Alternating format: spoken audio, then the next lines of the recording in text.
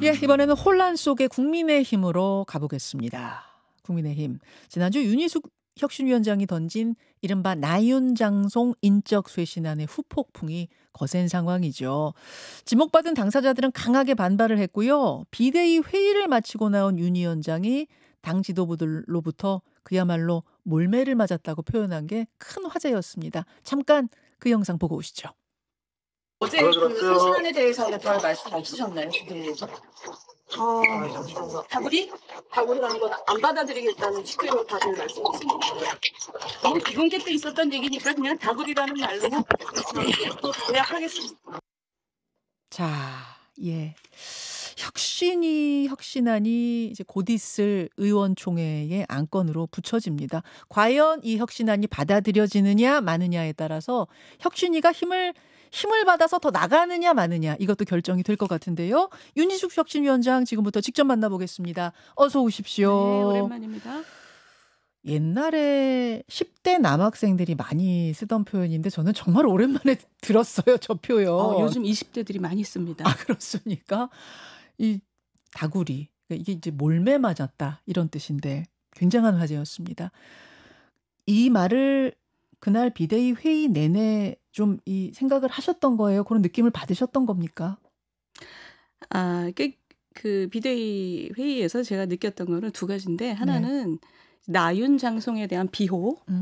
그것 때문에 이제 저를 비난하는 거 그건 얼마든지 괜찮아요. 그거는. 근데 제가 굉장히 유감으로 생각했던 것은 혁신안에 대한 다땡땡 다구리 혁신안에 대해서 전혀 진지하게 생각하거나 이게 우리 당의 미래를 위해서 어떤 논의가 있어야 된다는 그런 그 진지함이 보이지 않고 전당대회 전에 이것을 아무것도 받지 않고 어떻게 하면 버티느냐. 그러니까 아주 무의미한 투집만 잡으면서 시간을 끌려고 하는 게 보였어요. 그러니까 그건 바로 혁신안에 대한 이제 다구리인 거죠. 그러니까 저는 그게 이분들이 지금 우리 당의 어떤 위기 상황을 전혀 그 공감하지 못한다는 느낌마저 들 정도. 그게 굉장히 유감스러워요. 왜냐하면 그 얘기가 왜 그렇게 중요하냐면 저희 안철수 위원장께서 하루 만에 그만두셨잖아요. 그리고 저한테 그걸 하라고 그러셨을 때 저도 똑같이 얘기했어요. 전당대회가 목전인데 이게 시간 끌기가 아니면 혁신위를 따로 꾸릴 이유가 없다. 아, 그런 얘기를 하셨어요? 그럼요. 그랬을 때 지도부가 한 얘기가 혁신의지 있다.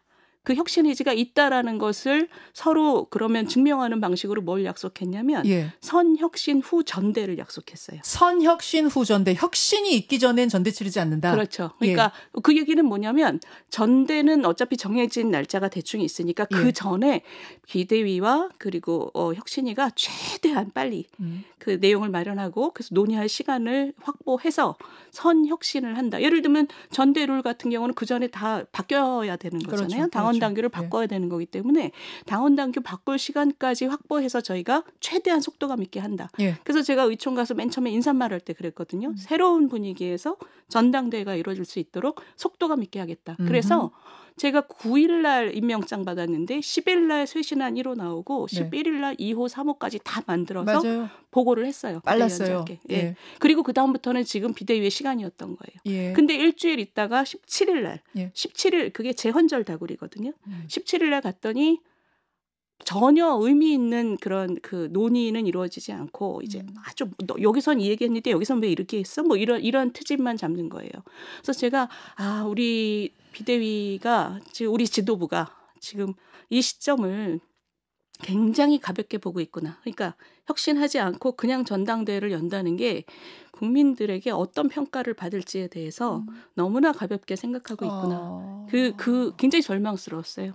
좀 이 혁신이라는 부분을 그냥 뭉개고 전당대회로 넘어가려고 하는 그 분위기가 느껴지는 회의였다 그 말씀이세요. 그렇죠. 맞습니다. 나에 대한 다구리는 참지만 이 혁신안에 대한 다구리는 참을 수 없었다 그 말씀이세요. 그렇죠. 절망스럽죠. 그건. 사람에 대한 몰면은 괜찮아요. 정치인들끼리 얼마든지 할 수 있는 거예요.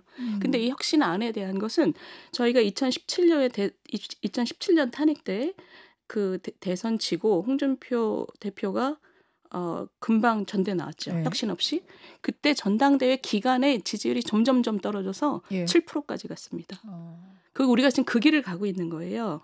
더 떨어질 수도 있다고. 지금도 10몇 %대 더 떨어질 수도 있다고 지금 보세요? 전당대회를 혁신 없이 이렇게 가면 우리 지도부가 지금 무슨 생각을 하는지는 본인들이 지금 나윤장송에 대해서 막 연대를 표시하는 거가 굉장히 중요하다고 생각하지만 네. 국민에 대해서 국민의 눈을 국민의 평가를 전혀 무서워하지 않는 행태예요. 지금 아무것도 바꾸지 않고 지금 전당대회를 치르겠다. 국민들한테 우리 새로워졌습니다. 예. 이거 없이 전당대회를 치른다는 게 얼마나 국민들의 평가가 무서울지를 지금 무서워하지 않는 거죠. 지지율이 20%가 깨졌는데도. 그러니까요. 굉장히 그 혁신 의지라는 부분에서 대단히 유감입니다. 제가 이제 2주간의 소감을 좀 여쭈려고 했는데 지금 뭐 다 말씀하신 것 같습니다. 2주간의 소감 굉장히 유감입니다. 이렇게 말씀을. 그러나 이제 의총이 남았잖아요. 저희가 이제 그 한 가지 희망이라면 다양한 의원들이 의총에 오기 때문에 예. 의총에서 예. 이 비대위와 다른 그 논의 과정이 이루어지길 저는 기대하는 거죠. 자, 의총 이야기 가기 전에 잠깐 이걸 좀 여쭙겠습니다. 지도부와 윤희숙 혁신위 사이에 사이가 그렇게 안 좋지 않았는데 괜찮았는데 결정적으로 갈등이 폭발하게 된 계기가 말씀하신 것처럼 나윤장송에 대한 인적 쇄신 요구였어요. 왜 윤 위원장이 독단적으로 그런 발표를 하느냐 이런 불만. 근데 윤 위원장님 사실 혁신이 떴을 초창기에는 인적 쇄신 부분은 건드리지 않겠다는 식으로 말씀하시지 않았나요? 그런 칼은 내가 쥐고 있지 않다는 식으로 말씀하셨던 것 같은데 왜 조금 입장이 바뀌신 걸까요? 아닙니다. 저는 처음부터 이런 길을 갈 거라고 저는 생각했어요. 뭐냐면 제가 그 기자간담회를 했을 때 초창기에 예. 우리 당을 지금 이 지경으로 만든 8가지 장면을 소개했습니다. 예. 그건 과거의 일이에요. 그 과거의 일에 대해서 어느 죄보다 더 중한지를 제가 칼을 막 휘두를 생각은 없었어요. 그렇기 때문에 제가 넓게 사과를 하자. 우리 이거 진짜 사죄하고 지나가자라고 한 거예요. 예. 근데 사죄를 안 하고 그 8가지 장면에 나오신 분들 중에서 사죄를 안 하고 계신 분들은 그건 과거의 문제가 아니라 현재의 문제가 됩니다. 지금 우리 혁신은 현재를 고치는 거예요. 그래서 현재를 고치기 위해서 과거를 돌아보고 사과를 하고 그다음에 미래에 대해서 얘기할 수 있는 건데 그 과거에 대한 사죄를 하지 않는 건 더 이상 과거의 문제가 아닌 거죠. 근데 제가 그 사과를 기다리는 와중에 그 일이 생긴 거예요. 우리가 더 이상 사과할 필요 없다. 언제까지 사과만 할 거냐. 그리고 계엄은 정당했다. 이런 토론회가 막 당에서 열리는데 지도부는 거기에 대해서 별 말이 없어요. 그러니까 이거는 완전히 현재의 문제가 된 겁니다. 우리 당이 과거와 단절하고 탄핵의 바다를 건너는 게 최고의 목적인데 지금 그게 아니고 과거를 계속 연결해서 우리 당을 탄핵의 바다에 계속 빠뜨리고 있는 이 흐름이 있는 거예요. 예. 그 흐름은 현재의 싸움이 되는 거죠. 그게 무엇보다 중요하다고 저는 생각했어요. 그게 이 강성 수구 발언을 막 하면서 그게 뭐 극우화라고 지금 이 네이밍이 되고 있지 않습니까? 예. 그게 우리 당의 최고의 적입니다. 지금은. 그러니까 그게 지금 나윤 장송으로 저희가 딱 찍은 거죠. 그 찍은 이유는 이분들이 그 나윤 장송이라는 분들이 지금 당을 제일 위태롭게 하는 분들이기 때문이에요. 8대 과오 그건 이제 과거 것인데 거기에 대해 사과하자라고 했는데 사과하기는커녕 현재 진행형으로 윤어게인이 다시 나타난다면 더 센 칼을 들을 수밖에 없었다. 그게 이제 인적쇄신이란 말씀으로 제가 들립니다. 근데 이제 그런 얘기하는 분도 계세요. 용기는 너무 대단한데 윤 위원장의 용기는 대단한데 좀 거친 거 아니야? 좀 전략이 부족한 건 아니야? 뭐 이런 말씀하시는 분도 계시거든요. 그런 평가는 어떻게 생각하십니까? 지금 우리 당에서 가장 중요한 싸움은 요거예요. 지금 당을 과거로 끌고 가려고 하는 계엄을 틈만 나면 계엄을 옹호하려고 하고 계엄에 대해서 제대로 사과하는 것을 거부하고 이게 당을 국민으로부터 계속 멀리 떨어뜨려 놓으려고 하는 이것과 어떻게 싸우느냐. 거친 거 저는 전혀 상관없습니다. 이거하고 지금 가장 선명하게 싸우는 게 가장 중요하다고 생각해요. 그래서 뭐 거칠고 세련되고 뭐 이런 얘기는 어떤 목표에 도달할 수 없다라는 그 얘기잖아요. 그 그렇죠. 비판이잖아요. 그렇죠. 그러나 그 목표는 제가 생각하는 목표는 지금 당이 처해 있는 어려움이 뭐고 우리 당을 국민으로부터 더 떨어뜨리는 그 문제가 뭔지를 정확하게 밝히는 게 지금 혁신의 가장 중요한 싸움이 돼버렸어요. 그럼 전략하고 완전히 맞는 거죠. 좀 세련되게 돌아서 우회해서 가고 자시고 할 상황이 지금 아니라는 말씀이에요. 아니죠. 선명하게 그 목표를 향해서 그냥 돌진하는 수밖에 없을 정도로 위태하단 말씀이에요. 그럼요. 목표가 뭐냐에 달린 문제 아니에요? 예. 너는 그렇게 해갖고는 목표를 달성 못해. 그런 비판이잖아요. 예. 근데 제 목표는 예. 우리 당이 탄핵의 바다를 건너게 하는 겁니다. 탄핵의 바다를 건너게 하려면 과거하고 단절해야 되는데 과거로 계속 당을 끌어들이는 사람이 있어요. 그 이유는 본인들의 정치 생명을 그걸로 이어가려고 하는 거죠. 그거는 대단한 해당행위입니다. 저는 거칠어도 괜찮아요. 지금 우리 당이 이거 하고 싸워야 된다. 그러지 않으면 다시는 무릎을 세워서 일어나지 못한다. 이 얘기를 우리 국민과 당원 지지자들한테 분명하게 얘기를 하고 있는 겁니다. 선명하고 분명하게 목표를 얘기할 수밖에 없단 말씀이세요. 그렇죠.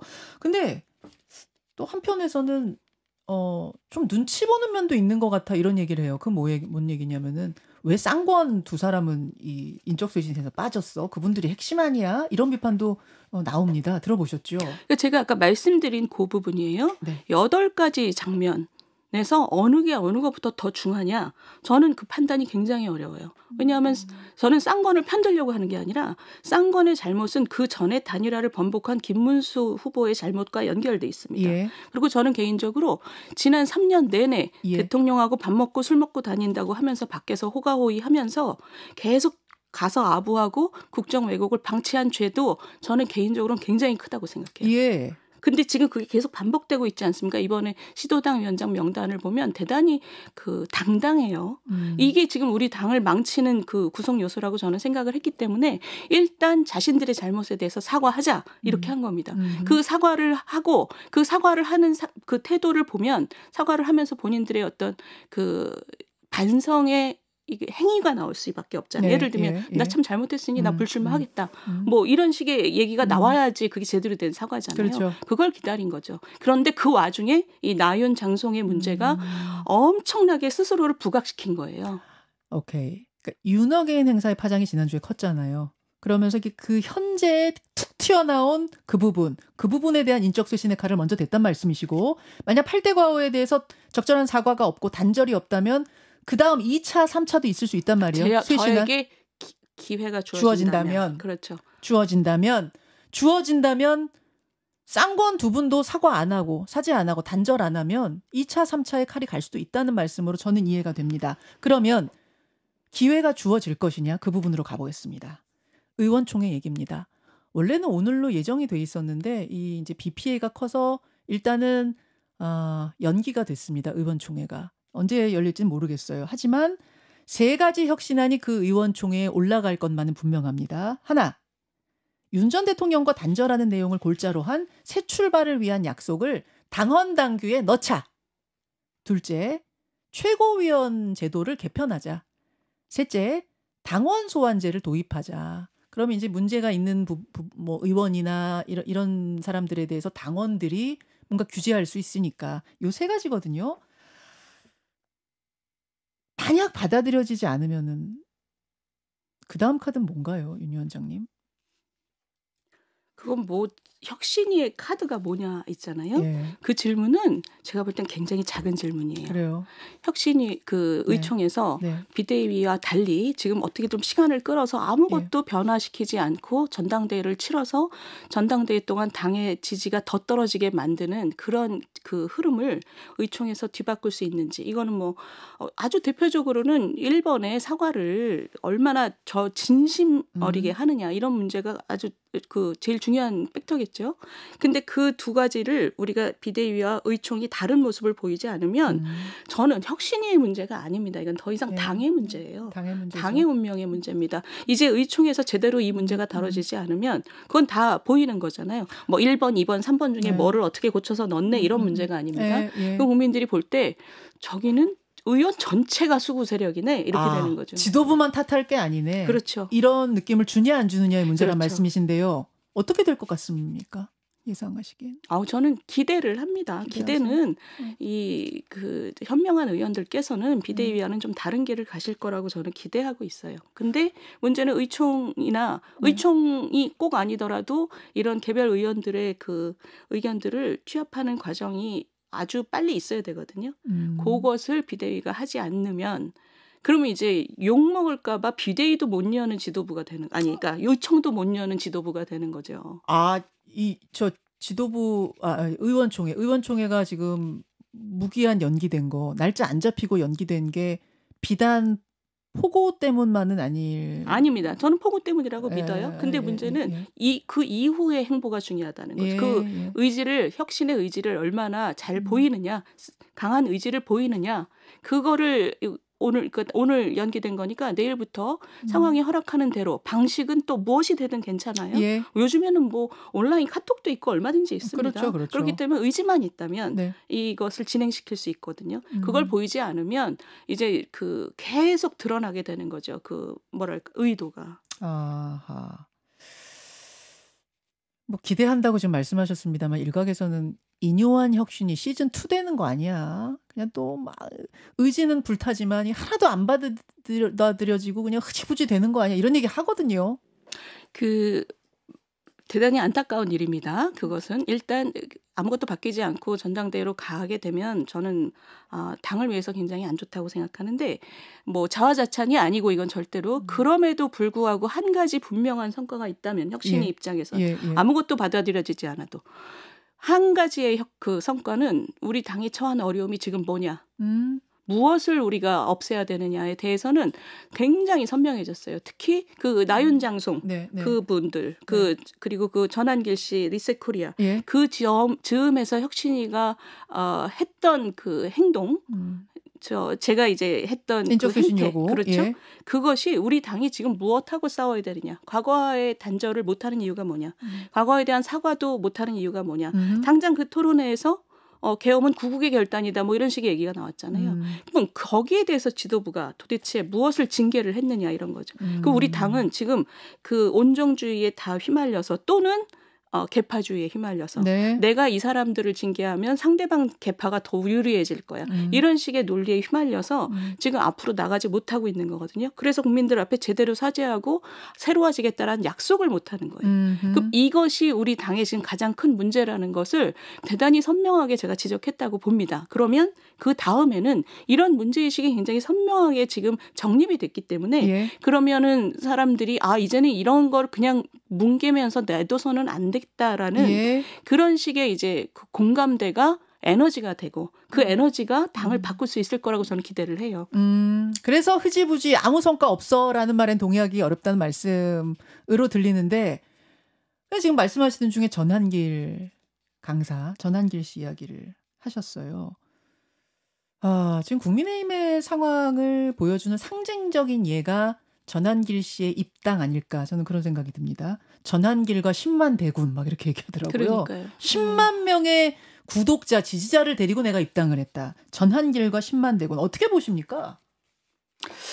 저는 그분이 얘기하는 10만 대군이라는 게 그렇게 뭐 신빙성 있는 숫자는 아니겠지요. 저희 전체 지금 당원이 70만인데. 그래, 맞아요. 그러니까 뭐 그분이 얘기하는 본인의 영향력은 좀 과장돼 있는데 문제는 두 가지 문제가 있어요. 첫 번째는 그분에게 그런 장을 깔아주는 당의 중진들.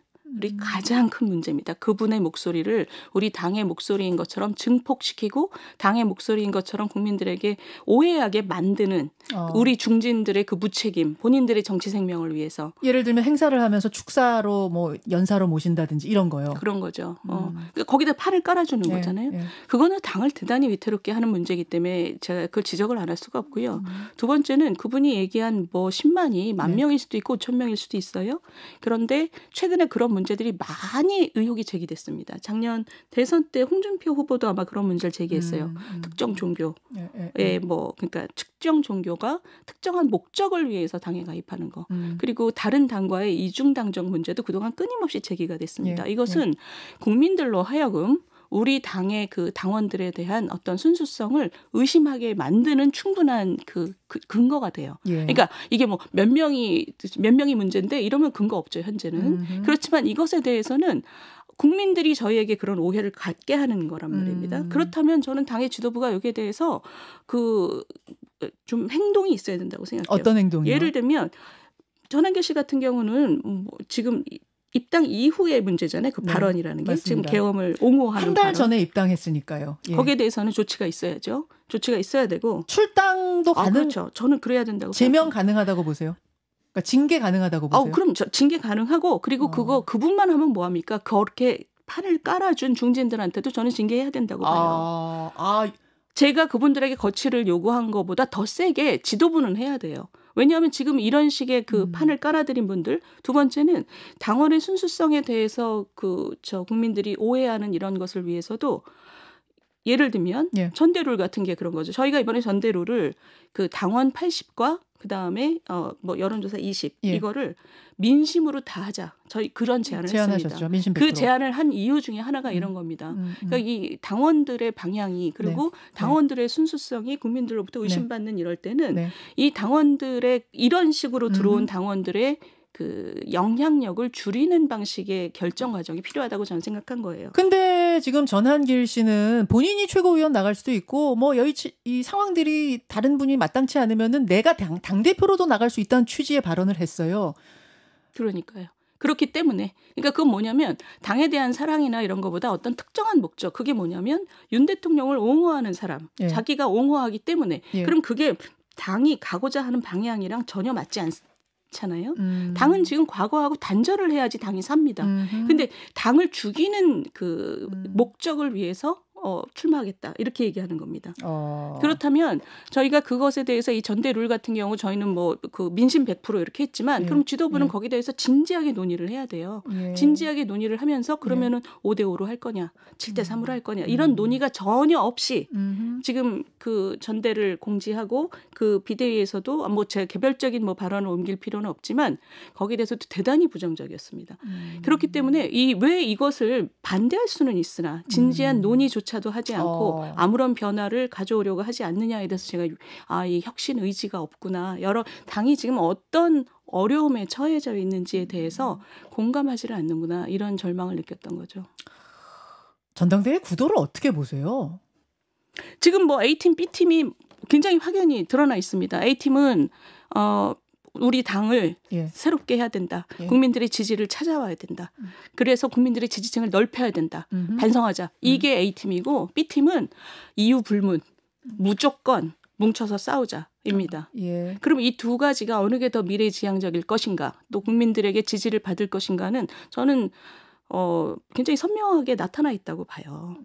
지금 이게 이제 A팀, B팀인데 중요한 거는 저희가 이번에 혁신위에서도 계속 지적한 것처럼 우리가 미래를 가기 위해서는 어떤 방향으로 가고 우리 당원들의 그 에너지가 어느 쪽으로 몰려야 되는지를 계속 얘기를 하는 싸움이 이제 시작이 된 거죠.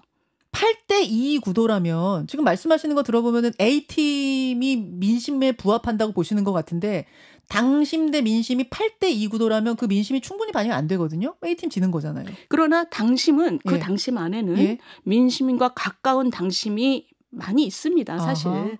근데 우리 지금 현재 우리 당의 정치는 그 당심 중에서 민심과 대단히 먼 당심에 계속 호소하면서 그 당심과 민심을 계속 멀리 떨어뜨리면서 본인의 정치 생명을 이어가려고 하는 분들이 계신 거죠. 주말 사이에 나경원 의원은 불출마 선언했고요. 김문수 후보는 출마 선언했고요. 한동훈 전 대표는 안철수 의원하고 비공개 회동했고 유승민 전 의원도 만났다고 하고 이런 흐름들이 보입니다. 한동훈 전 대표 출마 여부도 큰 관심사인데 어떻게 보세요? 어떻게 해야 한다고 보세요? 저는 개인적인 누가 출마하고 안 하고의 문제는 별로 중요하지 않다고 봐요. 지금 여기서 이 에너지를 이 미래지향적인 과거와 단절하고 우리를 새롭게 하겠다는 에너지를 극대화시킬 수 있는 방식을 지금 자기를 내려놓고 모두들 이 에너지를 어떻게 하면 증폭시키느냐를 지금 그걸 고민해야 되는 때고요. 윤희숙 위원장이 한동훈 전 대표 입장이라면 지금 나갑니까? 에너지를 모으는 쪽이 나가는 쪽이에요? 아니면 이번엔 참는 쪽이에요? 그거 잘 모르겠습니다. 윤희숙 위원장이 직접 전당대회에 나가실 생각은 없습니까? 그러니까 저도 한동훈 대표가 저랑 비슷한 생각을 했으면 좋겠는데 내가 진짜 나가서 선수로 뛰는 게 이런 그 A팀의 에너지를 더 증폭시키는 게 도움이 되느냐 여기에 좀 고민이 맞춰지는 게 좋다고 생각합니다. 내가 나가는 것이 도움된다라고 하면 윤희숙 위원장 나가실 생각도 있어요? 저는 제가 직접 선수로 뛰는 게 도움이 되지 않는다고 생각해요. 왜냐하면 이 혁신이 자체의 순수성을 의심받을 수 있기 때문에 저는 아니라고 봅니다. 마지막 질문입니다. 아직 의총이 열리기 전입니다. 의총에 대한 강한 부탁이자 압박이 될 수 있을 것 같아서 제가 질문드립니다. 만약 이 혁신안 3가지 중에 한 가지조차 받아들여지지 않는다면 혁신이 총사퇴 같은 카드도 검토 대상입니까? 그것은 그렇게 의미 있는 질문이 아닙니다. 왜냐하면 하나도 받아들여지지 않는다는 얘기는 예. 사죄도 안 하겠다는, 그것도 집단적 사죄도 안 하겠다는 얘기입니다. 지금은 집단적 사죄도 이미 좀 타이밍이 늦은 감이 있어요. 더 이상 진정성을 인정받기 어렵거든요. 이제 개별 사과의 단계로 들어간 거예요. 근데 그마저도 받아들여지지 않는다면 혁신위는 사실은 더 이상의 동력이 없어진 상태입니다. 사퇴를 하거나 말거나 아무도 신경 쓰지 않게 되는 겁니다. 사퇴하거나 말거나 사실상 끝이다. 그렇죠. 그래서 의총이 중요하네요. 겁니다. 굉장히 중요한 의총이네요. 지금 국민의힘 상황에 대해 점수 매긴다면 몇 점 주시겠어요, 윤 위원장님? 그건 뭐 객관적인 수치로 얘기할 수는 없고요. 어제 우리 김문수 후보가 출마 선언한 내용을 보니까 반미, 극좌, 범죄와의 싸움을 하겠다. 그걸로 당이 뭉치면 저는 필패라고 생각합니다. 그게 윤석열 씨 정치거든요. 그렇지 않습니까? 상대방을 계속 극으로 몰면서 나의 비전은 보여주지 않고 상대방을 계속 그냥 극단으로 몰아버리는 겁니다. 그렇게 해갖고는 시대를 굉장히 역행하고요. 국민들한테 지지받기 굉장히 어렵습니다. 그러니까 윤석열을 계승하는 정치하고 멀어져야 된다. 여기까지 오늘 윤희숙 혁신위원장의 2주간의 소감, 앞으로의 결심들 들어봤습니다. 윤 위원장님 대단히 고맙습니다. 네, 감사합니다. 김현정의 뉴스쇼는 시청자 여러분의 참여를 기다립니다. 구독과 좋아요, 댓글 잊지 않으셨죠? 알림 설정을 해두시면 평일 아침 7시 10분 실시간 라이브도 참여하실 수 있습니다.